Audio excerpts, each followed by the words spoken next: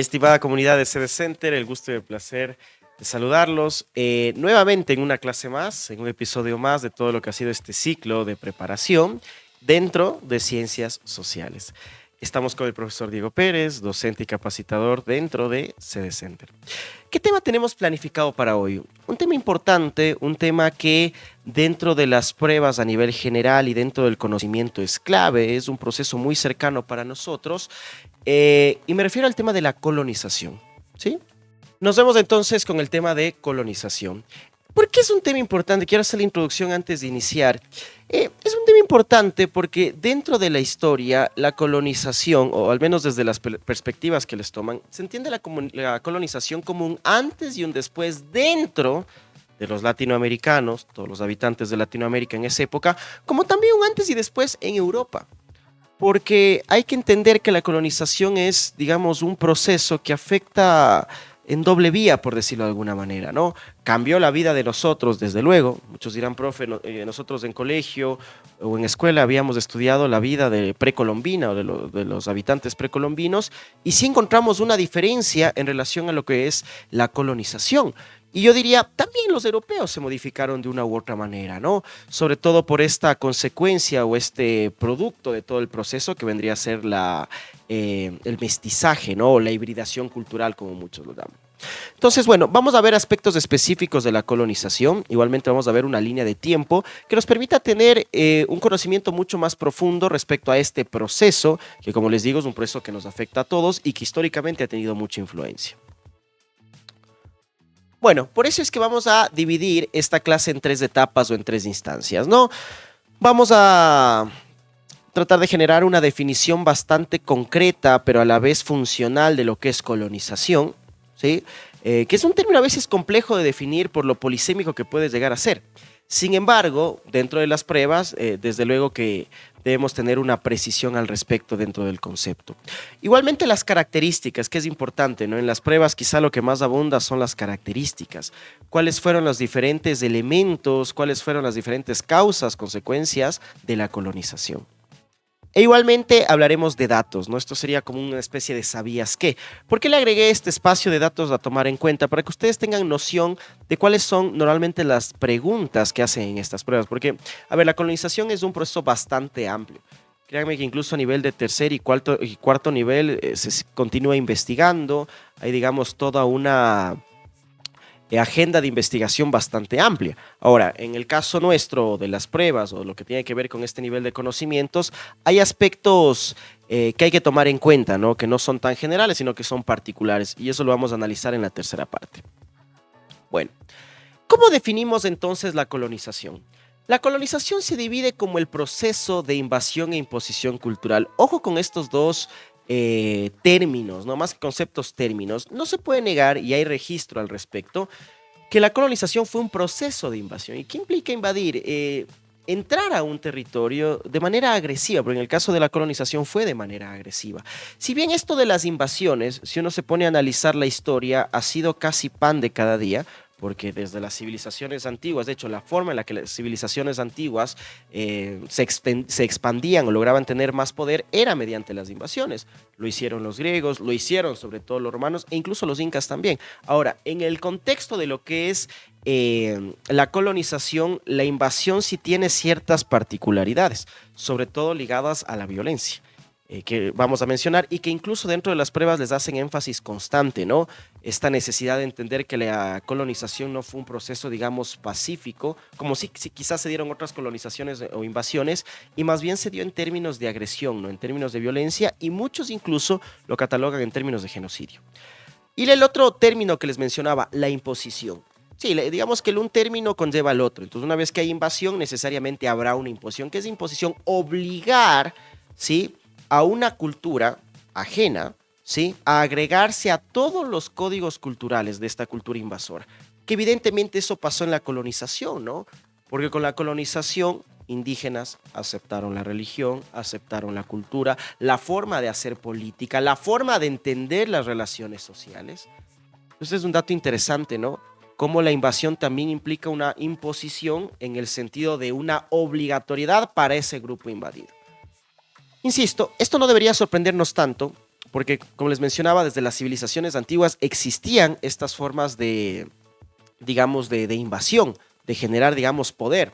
De hecho, si las civilizaciones no hubiesen invadido, no hubiesen sido civilizaciones, hubiesen quedado como culturas, como grupos. Sin embargo, la colonización sí tiene, como les decía, particularidades muy específicas, que es importante revisarlas.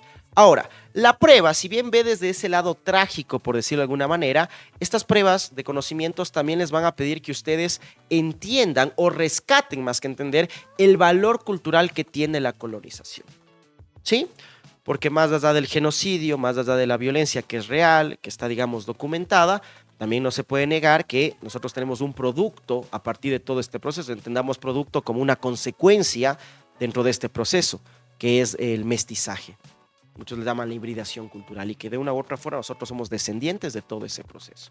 En nuestras costumbres, en nuestro fenotipo, en un montón de características. Ojo con la definición. Bueno, siempre que se habla de la colonización hay que verlo como un proceso. E incluso cuando iniciamos este microcurso de sociales, yo les había dicho que lo importante no es tanto las fechas o nombres, o sea, hay que tenerlos en cuenta, pero por referencia. Pero lo importante es el proceso. Y en el caso de la colonización, desde luego que fue un proceso, en el sentido de que hay un conjunto, si uno quiere entender la colonización, debe entender un conjunto de elementos que cumplen una función en un lugar específico de la historia. Entonces vamos a ver un recuento, una línea de tiempo, si quieren llamarla así, que nos permita profundizar en el proceso de la colonización. Desde luego todo va a iniciar desde el descubrimiento de América, ¿no? Desde 1492, que se tiene registro. Quizá muchos han sido un poco reticentes con el tema del descubrimiento de América en relación si el fenómeno se dio como tal, pero creo que hay evidencia suficiente para confirmarlo. Y aquí personajes como Cristóbal Colón, ¿no? Que no fue el primero en llegar a América, ya la literatura nos cuenta de exploradores que llegaron a América años antes del Cristóbal Colón, ¿sí? Sin embargo, Cristóbal Colón tiene esa, digamos, tiene esa profundidad, digamos, en la historia, por lo que se dice, ¿no? El descubrimiento de América, porque fue todo un proceso, una empresa, como lo llaman. Él no llegó acá en calidad de improvisado, llegó, digamos, de la noche a la mañana, sino que había toda una planificación previa.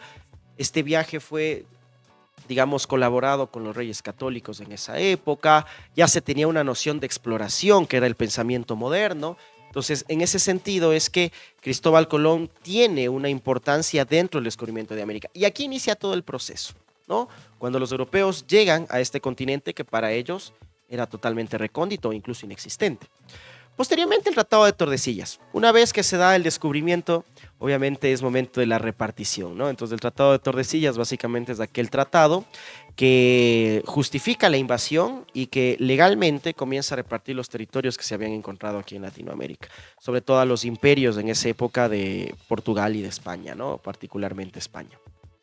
Después tenemos la incorporación del territorio brasilero al imperio portugués. Sí, como ustedes saben, Brasil, uno de los países hoy en día de Latinoamérica, digamos que el proceso fue distinto. En el caso de ellos no llegaron los españoles, llegaron los portugueses y por el Tratado de Tordesillas ese territorio perteneció a Portugal. Se dice que las dinámicas de invasión de portugueses a brasileros, digamos, o al territorio brasilero, fueron distintas, ¿no? Muchos hablan quizá de una invasión un poco más pacífica. Número 4, firma de leyes de Burgos de 1512. Esta firma también es importante porque justifica y avala los diferentes tributos que los indígenas más adelante deberán pagar. ¿Sí? Es una ley que desde la perspectiva latinoamericana o de las culturas dominadas es totalmente nociva, porque es validar legalmente el maltrato, validar legalmente la imposición. Y si lo ven desde la perspectiva europea, obviamente es el marco legal jurídico necesario para explotar estos territorios sin tener ningún problema legal más adelante. Posteriormente tenemos a Hernán Cortés y Moctezuma y su primer encuentro en 1519. Es importante porque este es el primer encuentro con una civilización de importancia, ¿sí? Ustedes saben, las civilizaciones centroamericanas también fueron influyentes dentro de este territorio, aparte de los incas. Entonces, este hito hay que remarcarlo en el sentido de que es este contacto entre dos emperadores, ¿no? O entre dos grandes líderes. La historia nos cuenta de una traición en contra de Moctezuma por parte de Hernán Cortés, que esto le facilitó, digamos, la entrada a estos territorios. Y que esto va a ser también moneda de cambio en todo lo que es el proceso de colonización. Porque, a ver, cuando llegaron los españoles, el número en el que llegaron y las condiciones en que llegaron, en teoría, de haber un enfrentamiento, no hubiesen, digamos, resistido digamos, a los militares incas o al poder de los incas en ese momento. Si uno lo ve en cuanto a agrupaciones, la agrupación de los incas era mucho más en número. Sin embargo, lo que nos cuenta la historia tanto en Tenochtitlán como también acá en el Imperio de los Incas es que existieron traiciones. Sobre todo traiciones de aquellas culturas o grupos que nunca estuvieron de acuerdo con la imposición de los incas, siempre se sintieron rebeldes y que al momento de ver a los españoles como un peligro en contra de los incas, prefirieron apoyar a los españoles. Y dicen que esto aceleró el proceso de la colonización. Tenemos como número 6 la caída de Tenochtitlán en 1521, la muerte de Atahualpa en 1533, que también es muy simbólica, en tanto el principal inca muere, el último emperador de toda esta civilización. Entonces es bastante simbólica porque implica ya la caída del imperio también, ¿sí? Y la dominación del imperio español en este territorio. Y como número 8, la fundación de la Real Audiencia de Quito, que en el caso de lo que hoy en día es territorio ecuatoriano, tiene una importancia clave, básicamente porque desde acá inicia todo el proceso de colonización para nosotros, para este territorio. Entonces, interesante, ¿no? Cómo la colonización no se montó de la noche a la mañana, no es que llegó Cristóbal Colón en 1492, inmediatamente desarrolló el proceso de colonización. Es un proceso largo. Miren que entre 1492 a 1564 son casi 70 años que se desarrolla todo este proceso, ¿no? Todo este cambio, incluso en el poder, en las relaciones de poder, la estructura social, política y en la entrada netamente de los españoles. Ojo con eso. Bueno, ¿cuáles son las características de la colonia? Básicamente, aquí he tratado de resumir las características más importantes. Primera, que la colonia fue influenciada de manera muy fuerte por la religión, ¿sí? De hecho, muchos sugieren que si la colonización hubiese tenido como aliado a la religión, el proceso hubiese sido más complicado, porque ellos utilizaban la religión como una forma de persuadir a los indígenas y a la vez de dominarlos. Pues la religión fue importante y nosotros somos producto de eso también. El cristianismo, o sea, nosotros no seríamos cristiano-católicos si no hubiese llegado la colonización. Seguramente tendríamos otro tipo de religión. En el caso de los incas o de las sociedades precolombinas, previamente eran politeístas. Entonces la religión siempre fue, incluso a nivel de los tributos, siempre fue una herramienta muy importante para los españoles en el tema de la dominación. ¿Qué nos dice la segunda característica? Que España, o sea, el imperio español era terriblemente centralista y absolutista, es decir, que no permitía, como sí permitieron otras invasiones, que exista cierto diálogo con estas culturas dominadas. En el caso de España, digamos, siempre fue un imperio que veló primero por ellos y que veía a los indígenas básicamente como una fuerza de trabajo y nada más. Esta forma de entender, digamos, la sociedad o entender la política, digamos, se heredaba de Europa, ¿no? Muy centralista, muy autoritaria. Por eso no es de sorprenderse, como les decía, la cantidad de genocidios o muertes en contra de los indígenas, ¿sí? Bueno, básicamente, obviamente las normas económicas, que esto va de la mano con lo que decíamos, iban a ayudar al imperio español a incrementar su riqueza en un contexto de mercantilismo. Recuerden que la colonización se justifica ya en términos objetivos netamente por buscar oro o buscar piedras preciosas, que era lo que se desarrollaba en esa época, ¿no? El tema del mercantilismo, como les comentaba, ¿sí? Bueno, sin embargo hay aspectos interesantes, que es la última característica que nos dice cómo las ideas ilustradas, que vinieron igualmente desde Europa, más adelante servirán para la caída del Imperio Español. Esto es muy interesante, muchos dirán, pero no es como contradictorio. No, a ver, la Ilustración es un movimiento europeo que obviamente tuvo influencia en España. Al llegar los españoles a nuestro territorio, también más adelante llegaron intelectuales que difundieron las ideas ilustradas. Y una de las principales ideas ilustradas era esta idea de libertad, de autonomía.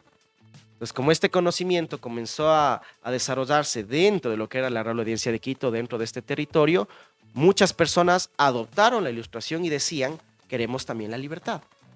Más adelante quisiéramos salir o dejar el Imperio Español y fundar los Estados-Nación, que es lo que será más adelante con Ecuador, ¿no? En 1830. Entonces, quizá como un aspecto, digamos, positivo es la introducción de pensamientos ilustrados que más adelante ayudarán a la liberación o a la autonomía de este territorio. ¿Ok? Bueno, para cerrar, datos a tomar en cuenta. En algunos aspectos del proceso de colonización se considera un genocidio. Esto ya lo hemos dicho varias veces. Si nosotros hablamos de las diferentes explotaciones que existían en contra del indígena, claramente está el tema de las mitas, por ejemplo, del trabajo dentro de las minas, Las minas de Potosí, por ejemplo, fueron muy reconocidas en esa época, donde morían un montón de indígenas. De hecho, la introducción de los afros, que no son una etnia, digamos, original de nuestro territorio, fue para suplantar el trabajo de los indígenas, porque los españoles se quejaban que los indígenas no soportaban el trabajo dentro de las minas. Y obviamente esto implicó un genocidio tremendo, ¿no? También implica un proceso de hibridación cultural, esto lo habíamos dicho, es decir, las culturas se mezclan, dicen muchos, las culturas tienen este contacto y obviamente nosotros hoy en día somos producto de esa hibridación cultural, sobre todo con el mestizaje, en nuestras prácticas, en nuestra religión, en nuestras actividades. Y finalmente muchos llaman a la colonización como un choque de civilizaciones. Creo que esto está claro, ¿no? A ver, cuando vienen los españoles no es que acá no existía vida, había una vida desarrollada. El imperio inca ya había montado una vida desarrollada a nivel político, social, cultural. Como los españoles, diferentes desde luego, pero eran visiones que se encuentran. Entonces por eso se llama el choque de civilizaciones, ¿no? Dos culturas distintas pero desarrolladas que chocan y que de una u otra manera configurarán el mundo moderno y contemporáneo. Cerramos entonces esta cápsula informativa en relación a la colonización. Les hago la invitación para que estén muy atentos de todo el contenido que genera CD Center para ustedes, que estén atentos de nuestras redes sociales, fundamentalmente el grupo de Telegram de CD Center. Igualmente para que puedan hacer preguntas, están saliendo nuestros números en pantalla en relación a los cursos que se están ofertando.